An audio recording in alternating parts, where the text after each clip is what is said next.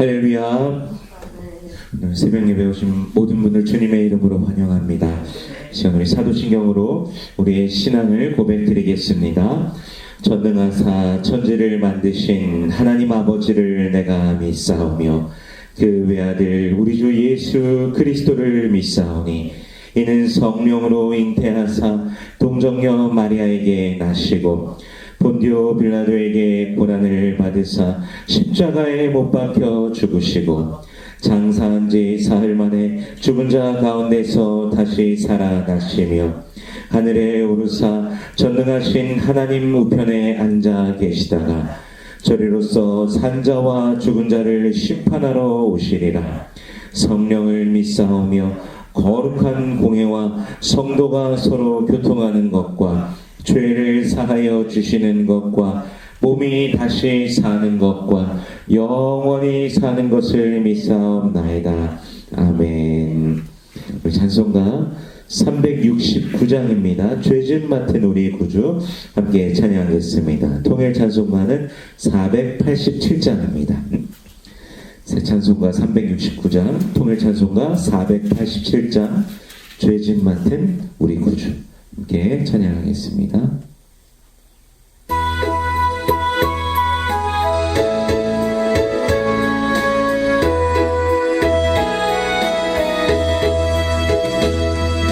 죄짐 맡은 우리 구주 어찌 죽은 친구지 어쩜 의심 누가 은지 우리 주께 맡기세 주께 원하며 너를 받지 못하네 사랑이 어찌하여 아래 주를 모를까 지연 엄청 외로워 엉의 사람 누군가 의지없이 놓친 말고 기도드려 하늘새 이런 진실하신 친구 찾아올 수 있을까 우리 약함 없이오니 어찌 아니하는가 근심 걱정 누구인지 아니 진짜 누군가 이날 저는 우리 예수 주께 기도드리세 세상 친구를 싫어하고 너를 주로 하여는 예수 품에 안기어서 참내 위로하겠네 아멘.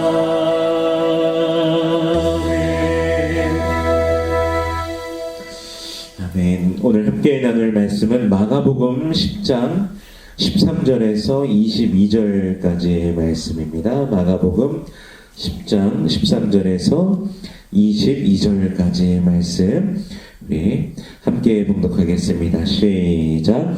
사람들이 예수께서 만져주심을 바라고 어린아이들을 데리고 오매 제자들이 꾸짖거늘 예수께서 보시고 노하시어 이르시되 어린아이들이 내게 오는 것을 용납하고 금하지 말라. 하나님의 나라가 이런 자의 것이니라. 내가 진실로 너희에게 이르노니 누구든지 하나님의 나라를 어린아이와 같이 받들지 않는 자는 결단코 그곳에 들어가지 못하리라 하시고 그 어린 아이들을 안고 그들 위에 안수하시고 축복하시니라. 예수께서 길에 나가실새 한 사람이 달려와서 꿇어 앉아 묻자오되 선한 선생님이여 내가 무엇을 하여야 영생을 얻으리까? 예수께서 이르시되 내가 어찌하여 나를 선하다 일컫느냐? 하나님 한 분 외에는 선한 이가 없느니라. 내가 계명을 안 하니 살인하지 말라, 간음하지 말라, 도둑질하지 말라, 거짓 증언하지 말라, 속여 빼앗지 말라, 내 부모를 공경하라 하였느니라. 그가 여짜오되 선생님이여 이것은 내가 어려서부터 다 지켰나이다.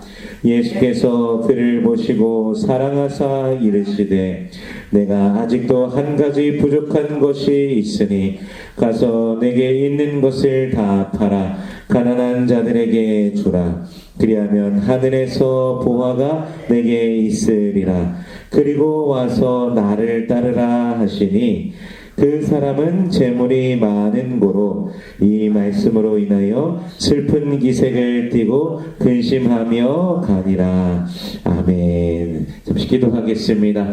은혜로우신 주님 감사합니다. 그리스도 예수의 그 놀라우신 은혜와 사랑, 십자가 사랑 보혈의 능력으로 우리를 죄와 사망의 권세에서 건져내 주시고 영원한 생명을 주시니 감사합니다.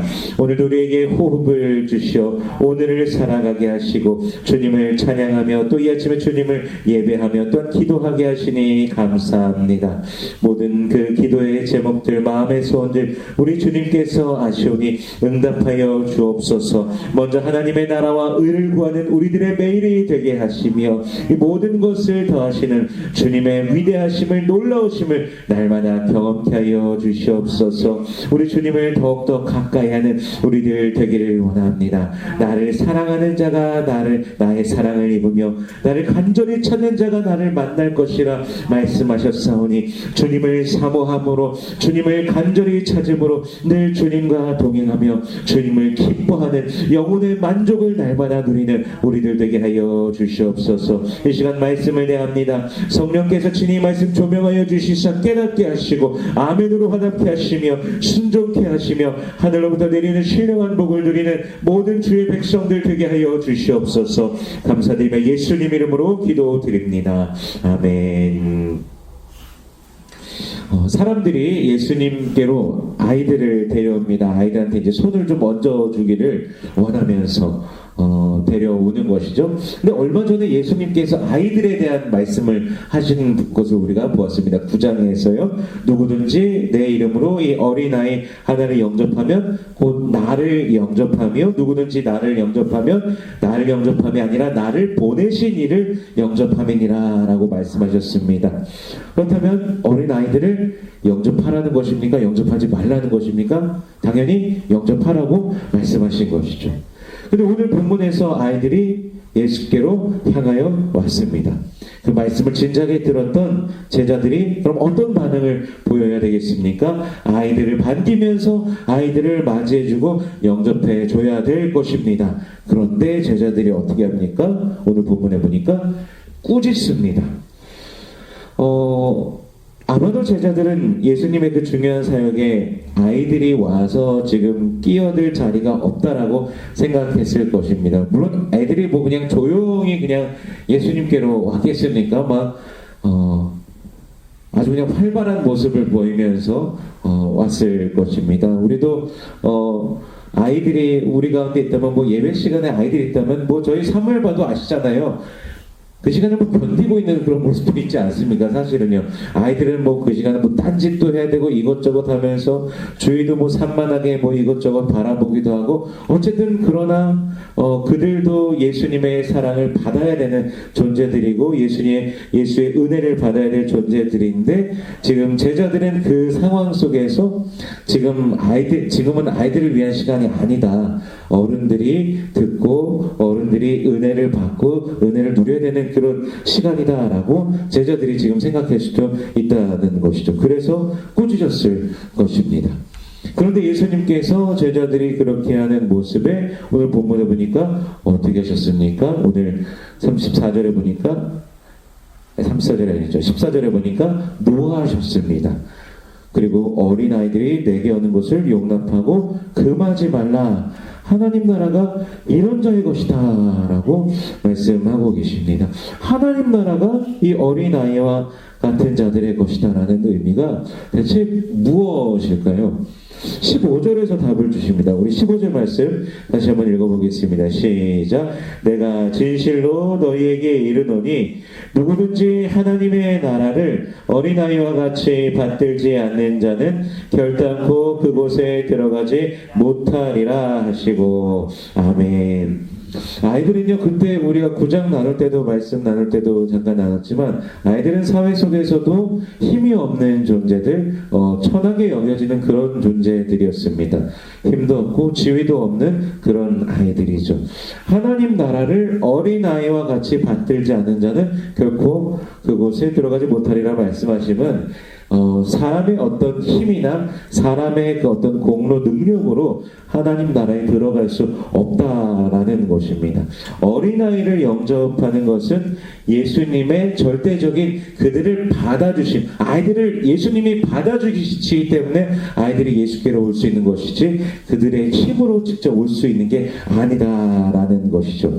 마찬가지로 우리에게도요, 예수님 앞에 어떤 우리들의 공로나 우리들의 어떤 것을 드러내서 우리가 예수께로 갈 수 있는 것이 아니라 오직 주님께서 우리를 받아주시기 때문에 우리도 예수를 알고 예수를 믿고 예수 안에서 하나님의 나라를 누릴 수 있다라는 것입니다.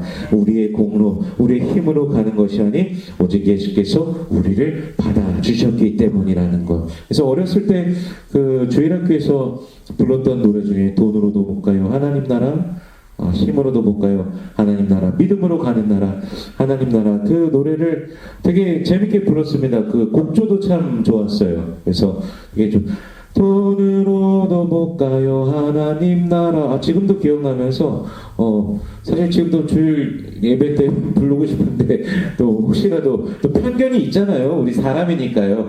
애들이 부르는 곡을 좀 부른다라는 그런 게 있을 것 같아서 한 번도 안 하겠는데 저 그런 노래 되게 좋아합니다. 그런 찬양 되게 복음에 대해서 핵심적으로 되게 말씀하고 가사가 나오고 있기 때문에 네, 되게 좋아하는 노래 중에 하나인데, 아무튼 그 예수님께서 어린 아이들을 영접하라고 말씀하신 것은 이제 그런 의미인 것이죠. 그런 의미에서 우리도 우리의 공로가 아닌 오직 주님의 은혜라는 것을 우리가 기억하며 우리를 구원하신 은혜에 더욱더 감사해야 될 것이고, 또한 어린 아이들도 우리가 예수님께서 말씀하신 것처럼 우리가 영접해야 된다라는 것을 또 주님께 또 드리며 주님을 위하여서 또 우리가 함께 나아가는 공동체라는 것을, 어린아이들조차도요, 그 공동체라는 것을 우리가 또 기억해야 될 것입니다.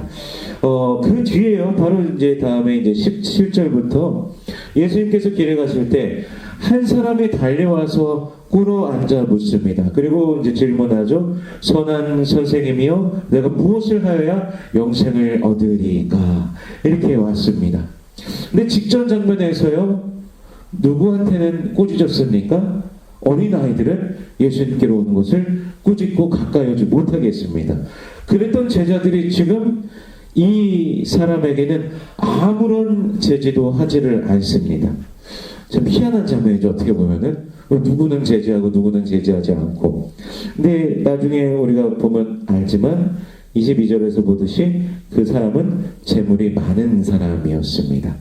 그 사람의 모습이 어떠했겠습니까? 또 옷도 다른 사람보다 좀 더 좋은 옷, 좀 약간 빛나는 옷이라고 해야 될까요? 어쨌든 좀 좋아 보이는 옷들이 있잖아요. 남들이 보기에도 그런 옷도 입고 있었을 것이고, 여러 그런 정황상 이 사람은 어떤 사람이지? 라는 그런 것을 느꼈을 것입니다. 그렇다면 사실 사람을 보면서 차별했을 그런 가능성도 있는 것이죠. 그래서 우리 안에도 혹시라도 그러한 마음이 있지 않은가, 사람의 어떤 겉모습이나 이런 것들을 보고서 누구는 존귀하게 대해주고 누구는 또 낮게 대하는 그런 차별함이 있지는 않은가. 성경은 절대 그렇게 해서는 안 된다라고 말씀하시지 않습니까?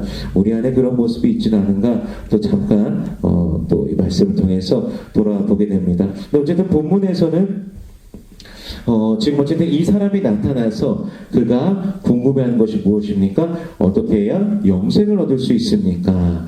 네, 사실 이것에 대한 대답을 조금 전에 예수님께서 주셨습니다. 인간의 노력이 아닌 오직 예수를 믿고 의지하며 예수님만 향하는 것이죠. 근데 예수님께서 그에게 이 사람에게는요 무엇을 말씀하십니까? 계명을 네가 안다라고 하면서 살인하지 말라, 간음하지 말라, 도둑질하지 말라, 거짓 증언하지 말라, 속여 빼앗지 말라, 내 부모를 공경하라 하였느니라라고 이렇게 말씀하면서 그 계명들을 일러주신 것이죠. 이것을 지키라고. 그런데 그가 어떻게 대답합니까? 어릴 때부터 다 지켰다고 하면서 그가 말을 하는 것이죠. 그럼에도 근데 여전히 그에게는 확신이 없었던 것으로 보입니다. 예수님께 와서 그렇게 꿇어서 그렇게 여쭙는 것을 보면은 확신이 없었던 것이죠. 즉 율법적인 것들, 외적인 지킴은 분명히 했는데 과연 그것으로 영생을 얻을 수 있는가라는 질문이 그 사람 속에서도 있었다고 생각해 볼 수 있는 것입니다. 그래서 예수께 와서 그렇게 질문한 것인데 계명을 다 지켰다고 하는 자에게 예수님께서는 부족한 것이 한 가지가 있다라고 말씀하시는데요. 우리 21절 말씀 다시 한번 같이 읽어보겠습니다. 시작. 예수께서 그를 보시고 사랑하사 이르시되 내게 아직도 한 가지 부족한 것이 있으니 가서 내게 있는 것을 다 팔아 가난한 자들에게 주라. 그리하면 하늘에서 보화가 내게 있으리라. 그리고 와서 나를 따르라 하시니. 아멘. 그가 분명히 재물이 많은 사람인데요. 사실 구약의 의미에서 재물은 복의 상징 중에 하나입니다. 복을 많이 받은 것입니다. 그는 분명히 계명도 잘 지키며 살아왔고 그 복을 누리면서 살아가고 있는 자들입니다. 근데 예수님께서는 그가 계명을 지켰다 안 지켰다라는 것을 짚으시고 막 이렇게 하는 게 아니라 내도 부족한 게 있어 라고 하면서 있는 것을 다 팔아서 가난한 자들에게 나눠주라 라고 말씀하시죠. 근데 왜 그렇게 말씀하셨을까요? 지금 그가 가지고 있는 재물보다 정말 하나님을 더 사랑하는가? 그 무엇보다도 하나님을 사랑하는가? 그 질문 앞에 그를 직면하도록 지금 하신 것입니다. 오늘 본문에 보면은 예수님께서 그를 사랑하신다라고 말씀하고 계십니다. 그를 정죄하고 그를 비판하고 그를 쫓아내시려고 하는 말씀이 아니라 영생을 갈망하는 그에게 정말 긍휼과 자비의 마음으로 사랑의 마음으로 지금 가르쳐주고 계신 것이죠. 그래서 계명을 잘 지키면 복을 받고 복을 받아서 부유하게 되었다고 그가 생각하고 있는데 받은 복을 그럼 다른 이들에게 나눠줄 수 있는가라는 그 질문을 그 사람을 세우고 있는 것이죠. 그래서 그것을 다른 이들에게 주고서도 하나님을 정말 사랑할 수 있는가라는 질문 앞에 서게 되는 것이죠. 모든 것을 쉽게 말하면 포기할 수 있어? 라는 그 질문에 그의 반응이 어떻습니까? 22절 말씀 다시 한번 읽어보겠습니다. 시작. 그 사람은 재물이 많은 고로 이 말씀으로 인하여 슬픈 기색을 띠고 근심하며 가니라. 아멘. 그것을 나누어 주고 예수님을 따르고 하늘의 보화를 받으라 라고 지금 말씀하고 계시는데 영생을 누리라 라고 말씀하시는데 그가 그렇게 하지를 못합니다. 오히려 슬퍼하고 있습니다. 이게 이미 그가 가진 그 재물, 하나님께서 주신 재물이지 않습니까? 하나님께서 채워주신 재물인데 이미 그는 그것이 가장 중요한 것이 되어버렸습니다. 하나님을 섬기는 이유도 어느샌가부터 갑자기 재물이 되어버린 것이죠. 분명 영생을 향한 그의 갈망은 진심으로 보였습니다. 하지만 그는 재물을 포기하기에는 너무 어려웠습니다. 그래서 슬펐습니다. 그래서 근심할 수밖에 없었습니다. 영생을 얻는 그 귀한 답을 듣고서도 모든 것보다도 주님을 사랑하며 주님을 따른다. 그게 바로 믿음이지 않습니까? 그 여러 가지 모습들을 예수님께서 말씀해 주시는 것인데 그가 재물을 버릴 수가 없다라는 것. 재물을 그가 여전히 택하며 살아갈 수 없다라는 것. 그래서 근심할 수밖에 없었습니다. 그는 분명히 예수를 향한 믿음으로 나아가기를 원했습니다. 그래서 무릎을 꿇었죠. 그러나 자신이 생각하는 것과는 달랐던 것입니다. 자신이 기대하는 것과는 달랐던 것이죠. 그는 이것도 갖고 저것도 갖고 원하는 것 다 갖고 원하는 것 다 누리고 그냥 영생을 위해서만 잠시 예수님을 모셔오고 싶었던 것이죠.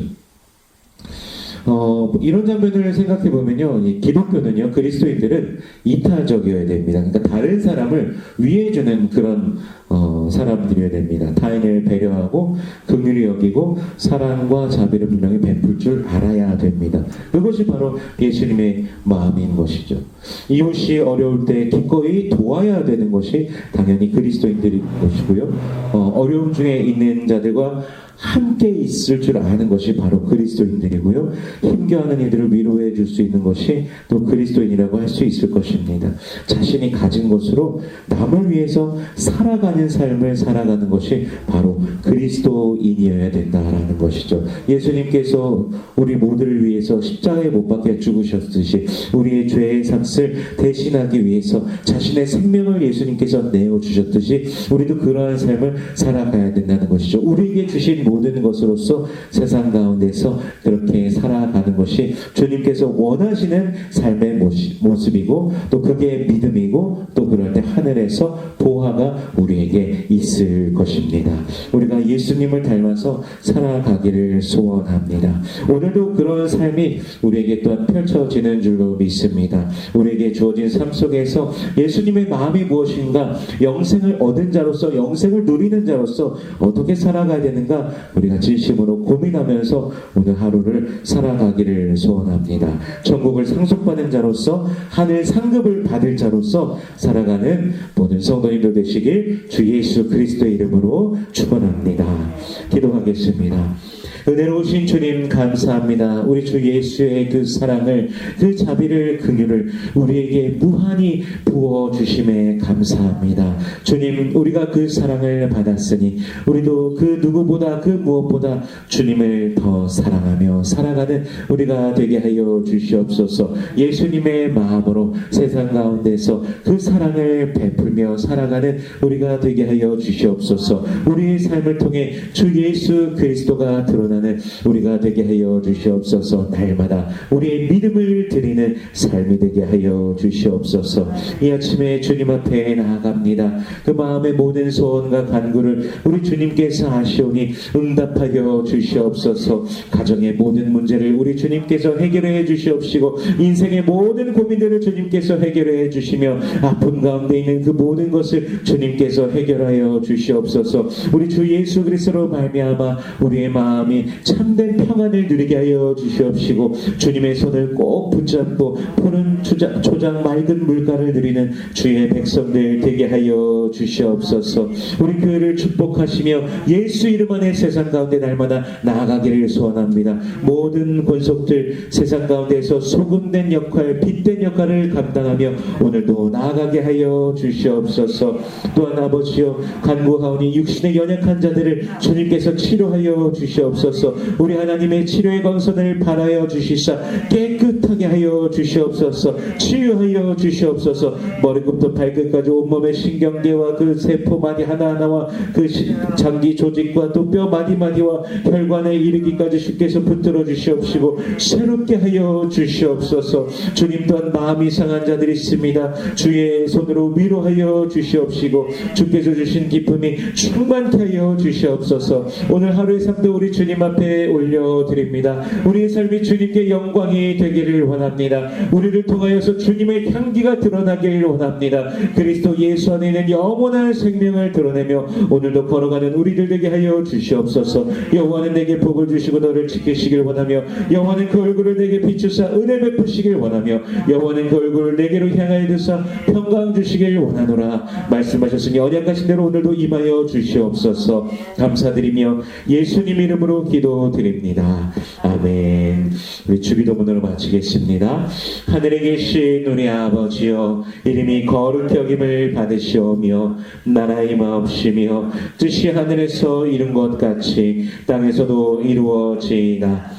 오늘날 우리에게 일용할 양식을 주옵시고 우리가 우리에게 죄 지은 자를 사하여 준 것 같이 우리 죄를 사하여 주옵시고 우리를 시험에 들지 말게 하옵시고 다만 악에서 구하옵소서. 대개 나라와 권세와 영광이 아버지께 영원히 있사옵나이다. 아멘. 우리 주여 한번 크게 부르고 함께 기도하도록 하겠습니다.